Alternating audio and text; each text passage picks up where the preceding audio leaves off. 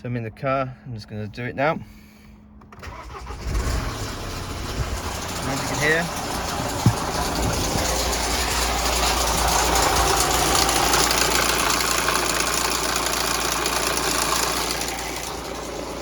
so I'm not going to leave that running for very long. As you see, very noisy, very loud rattle. What happens as well after the car's been running for a bit, the oil pressure warning light comes on. So if the guide has failed, all the plastic drops down into the sump and blocks the sump, and then you get the oil pressure warning. You don't want to be driving the car if that happens, as there will be a restriction of flow of oil to lubricate the engine.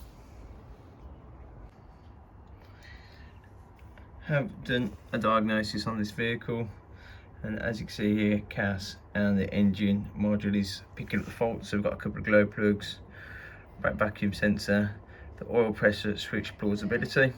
So it's just saying that the fault has been logged, or it has seen low pressure in the system, which is why that fault gets logged. So it isn't an actual problem with the switches. Listening to it, you can hear there is a very loud mechanical issue going on in there.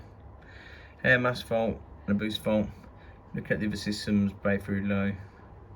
As you see, these aren't really any issues to do with the engine running. So just a quick show what the faults are. So what we need to be doing now is getting the engine out, having a look, and let's see how we get on. So as you can see now, the engine and gearbox has been removed. And to do this, what you have to do, just to give you a quick video, so you have to take the front end off, a couple of the components that we removed to carry out this. So as you can see, got to take the headlights off, so that's what I did first. So there is just a couple of screws that hold these headlights on. From there is the grille, and as you can see it's underneath here, that you take off as well. You've got to get the drive shafts out, a few air pipes, and I'll just show you the front of the car as well. Before you take the front off, so this is the front end, so this is the front bumper. So this is what you take off first as well. So you have to take the grille off that covers this part, a couple of screws that hold that on, a couple that come through the side here as well, so you need to pop the trim off there, and again a few screws underneath, hold that on. Once you get that off and the headlights out, so the headlights sit here on the minis, so you can see there's a couple of screws where they hold them on. So that does expose this part as such on the car. And as you can see here, there'll be two 13s that go through either side here, and then slam panels, so there'll be one 13 there, and again you can see a couple more where they go in, that screw there and that one there. So once you've undone them, disconnect the horns, disconnect the washer bottle, radiator, so coolant, aircon out, and then this would just, the whole thing would just come out, which would expose where we were before in the car, so then you can get the engine out. So the engine has been removed, stripped down. So this isn't a how-to video about the whole process of doing timing chains, but one thing you have to do is take the intake manifold off. As you see, the clutch and flywheel are on the floor as well, so they need to come off. Once done that, sump has to come off, and the timing case cover has to come off.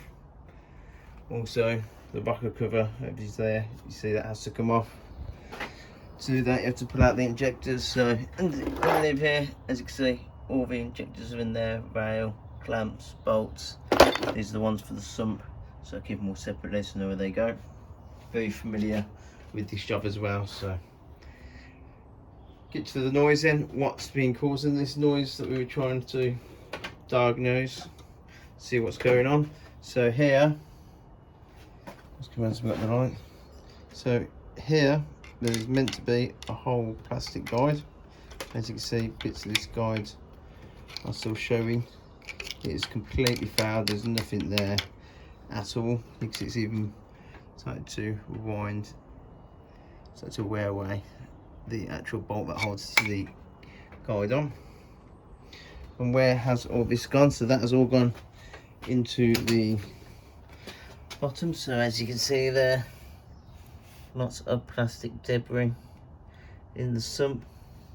And what happens is, this is the oil pump, and what happens is while the oil light was on, is as you can see here, this is where the oil needs to go in, and it is fully blocked.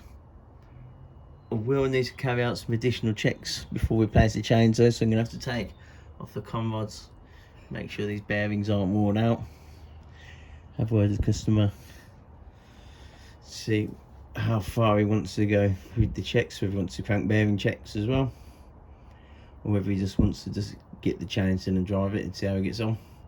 That'd be his choice to make, that'd be his call. So here's a video to show you what that noise was and how it's failed. So if anybody's getting similar noises, or they wanted to see what's involved with doing timing chains on a Mini, it's the same setup on a BMW as well. So hope you find this useful.